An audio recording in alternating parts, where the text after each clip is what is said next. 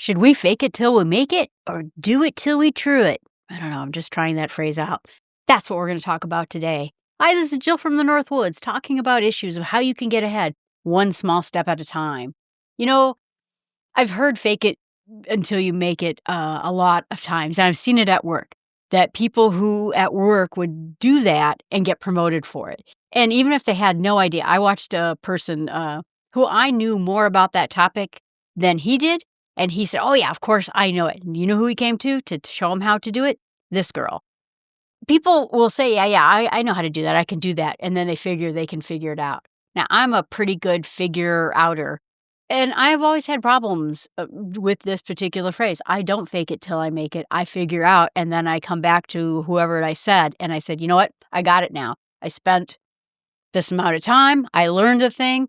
I've done X, Y, and Z before. I've got it. But it has some challenges, and it also has some things supporting it. Cognitive behavioralists will tell you that you can change your actions with your thoughts. That if you act confidently and you speak up in meetings, you volunteer for things, you actually train your brain to believe you are confident or that you can do those things. And it works. You will see oftentimes sports figures stand up, or before going, I will make the free throws. I'll make the free throws. And then they're giving mantras to themselves while they're standing there at the free throw line. That's one way to do it, is to boost your confidence by talking yourself through it and saying, you got this. I had a bowling team, and this person on my bowling team who I liked a lot, she would always say, remember, Jill, you got this. I was like, okay, all right, I see what you're doing there. And there's a James Lang theory that suggests that emotions follow from actions. So if you smile, you will feel happier. If you they talk about the open stance. You sit boldly, you will feel more boldly. And so then the question kind of comes to me is, do you fake it till you make it, or do you do it? And by doing it, you gain confidence, you gain calm because you have done it and you have given yourself confidence by your actions. You think about it in everyday life. People will talk about, if you want to feel that you are more generous and become a more generous person, start giving even small amounts, and even when you don't feel like it. And eventually your heart will follow. You want to feel calm, practice breathing, at stressful times, act calm in front of other people, and soon your calm will become default. If you want to be more self-accepting, speak kindly to yourself out loud. Don't say those negative things. Catch yourself at the negative things, and eventually that voice will become your inner voice as well. It's interesting because Aristotle had a point about it that says, we are what we repeatedly do. Excellence, then, is not an act, but a habit. That's the idea. And that's where I think I'm going with this. Instead of fake it until you make it, do it until you true it. Okay, it's starting to grow on me. So the idea is that when we start taking these actions, that we start, instead of falsely affirming ourselves, try to believe in ourselves. Instead, I think about you take baby steps, small steps, right? That's the idea. So if I have anxiety when I'm in, let's say, nervous situations, maybe I'm nervous in front of people.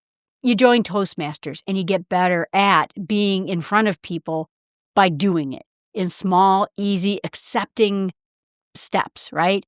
And instead of saying, I'm just going to get this out and do it, because then it can potentially become a very horrible situation for you.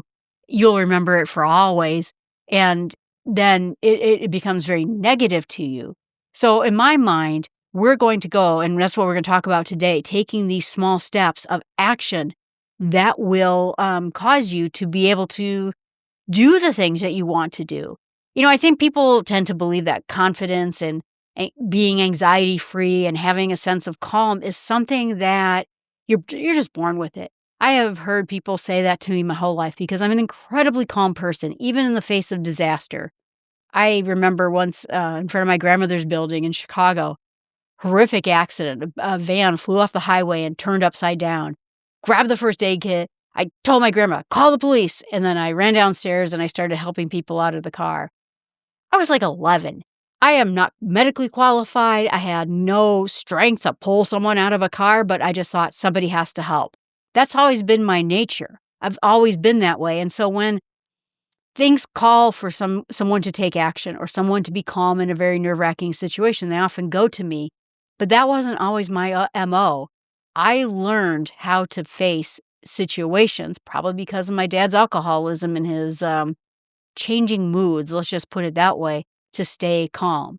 He sat there and had a rage at me, threw a telephone, grabbed the telephone off the wall, back when telephones were on a wall, threw it at me, and I just stood there and looked at him because I knew he wanted a reaction. And so me learning it was something through small steps. I had to learn how to be, calm in all of that.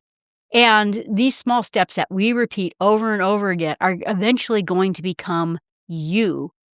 And so just always think about it. If you see me as a calm, serene person, if you see me as someone who's willing to do YouTube and all this, these were all learned behaviors that I took with small steps and got this way. Little baby steps, because these qualities grow out of what we do. They grow out of the habits we become. Our actions shape our behavior, shape our character, and they shape our personality too. Our personalities are changeable. Our habits are changeable. And the fastest way that you can get there to what you're about to do is start to act. Saying it can help you, particularly, like I said, these basketball players, these sports people who are telling themselves this, they're already great sports people. They know they can do it. They can see how many practices I took, how many times I did do it. But imagine the basketball player who stands there at the free throw line and says, I got this. I can throw free throws, but never goes to practice.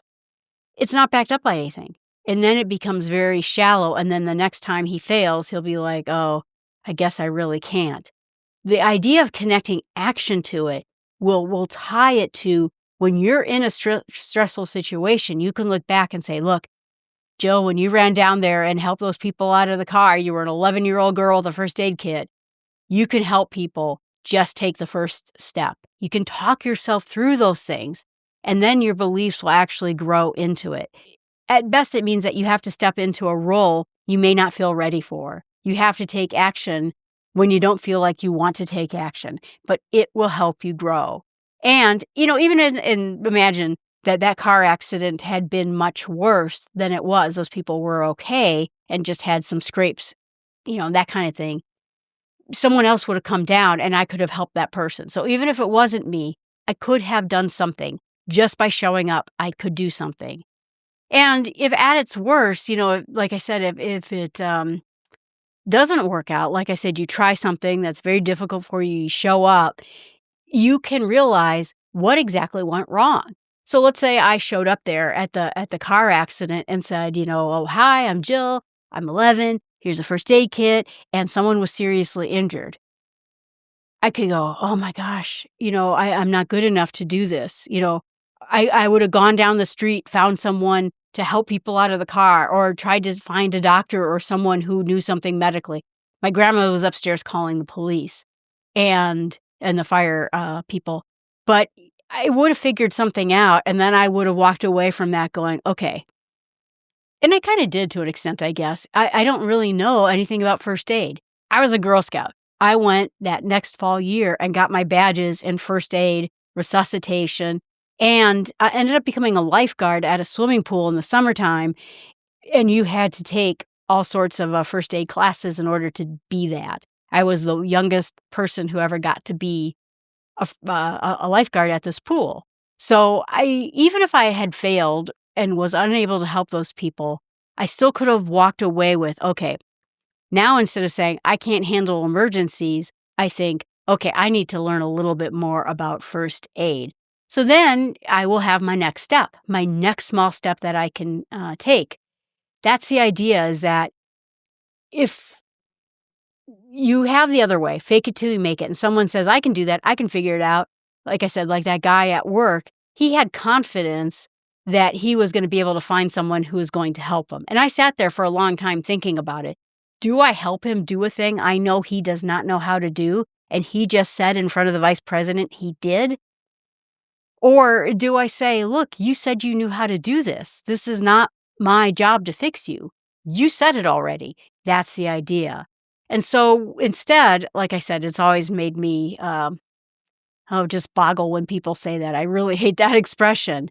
But instead of just having this hope and self belief, you're not going to just have words alone. You can't just say, I know how to play the piano and then sit at a keyboard. You're going to back it up. You're going to go through those actions. You're going to take classes or you're going to do something that will get you in that position. So the next time someone says, hey, Jill, do you know how to go on a sales call? I can say confidently, yes, I do. I do know how to go on a sales call. Or if someone wants you to play a piano and you just say, oh, I can play the piano. I just don't want to right now. Instead, you take small steps, classes, practice 5 minutes a day, something like that, until you can validate this belief that you can do it. It's why people like psychologists talk about self-efficacy. Albert Bandura's idea. True confidence is built on the small changes and successes that you have. And when your brain logs this as evidence, I did that thing, I can probably do the next thing too. Now you are built on something. You're built on a framework of, I was able to do this and I figured it out. After a while, I took the Knowles survival first aid class. And it was a long class. And I'm not saying it was that difficult, but I had confidence as a non-medicine person that I could figure out what I needed to do wilderness first aid. It's a higher level of first aid, but I built that on the scaffolding that I have already done a number of first aid classes in my life. It had been a while, and I did it when I was 11, so I can do it now. So now things are built, like I said, on a scaffolding of your past behaviors. So if someone then says, can you do this thing? And then you say, well, I can tell you what I have done. I have gone on sales calls before, on sales demos, and I have been a part of a sales call before. Yes, I can do that. There's a few things I need to figure out, but absolutely, I can do that. I'm kind of in that challenge right now at work where I'm taking on a project, and half of the project I know extremely well. I'm one of the leading experts, probably in the United States, on this software in this aspect. But the part I don't know, which has to do with compliance, medical compliance, I've never done that before. So I am going and being taught, and I will get there. But if I were to fake it until I make it, I could jeopardize my hospital if I just said, sure, I got it, no problem. Instead, I'm very honest with everyone around me, my boss, everyone, to say, I know this half very well, this half I'm learning, I will get there. So that's the idea behind it. I think it is quietly harmful to say, to fake it till you make it. And so that's the idea for it. I mean, in the end, fake it till you make it is nice because it encourages action over hesitation. That's kind of a good thing about it. It tells that person to take the next leap, do the next thing.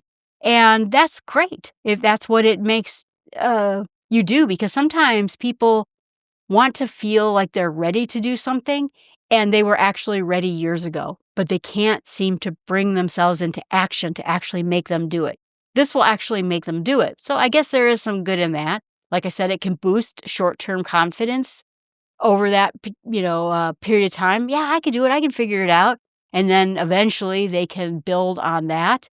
And it's an idea of showing you what it is you need to do, probably to get the next promotion or to do the next thing. It keeps perfectionism in shape so that, like I said, some people, they were ready years ago, but they're too risk averse, too into perfectionism to go and take that next step. So I think you have to really analyze it into, is it honest or is it dishonest? When you say, yeah, I could go on a sales call, I could do that. Is it you being bold, knowing I had been on a number of sales calls, I had done the sales demos, and I got this. I can do this. I can take this next step. Or is it you claiming and essentially lying about something you don't really know, which could risk damaging your trust with other people? So you go out on that sales call. You've never been on one before, but you told the boss, yeah, sure, I got that. And now you flubbed it up. They're not going to give you that chance again. So you kind of have to balance that pressure between dishonesty or taking the next logical leap. It creates, too, a pressure to maintain an image. Faking confidence or faking your ability to know something is you performing in a role. I have seen people, because I work in the tech sector, and people will say, well, Susan, do you know how this software works? And then, oh, yeah, I totally know how that works. And now they're almost lie built on lie, built on lie. At my last company, there were people who were promoted into certain positions, and then there was a team that basically left the company, and higher ups had to go in and fill those roles of that team until that team could get rehired. Guess who they asked to do it? Now, if those people were not just having imposter syndrome, but actually were imposters, now they're going to embarrass themselves and put the company at jeopardy at a time when the company really needed them.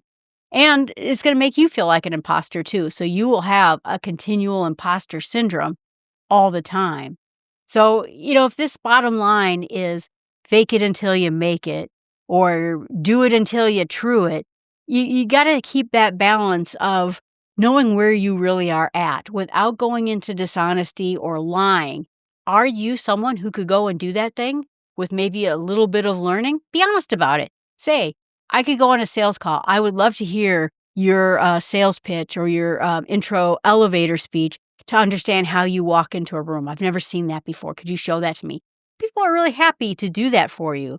So I hope that helps, because when you get this down, you will learn how to get true confidence. You will learn how to get true calm in your life.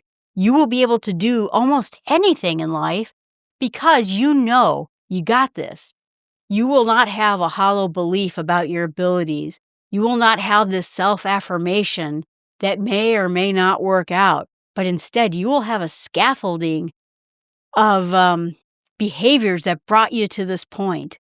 Instead of just doing it that way, think of how you've built yourself up to perform in this very moment, to be there right at that special time.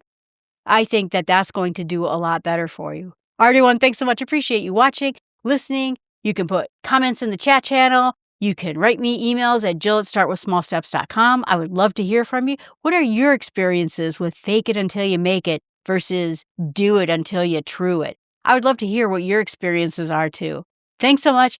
Have a great day.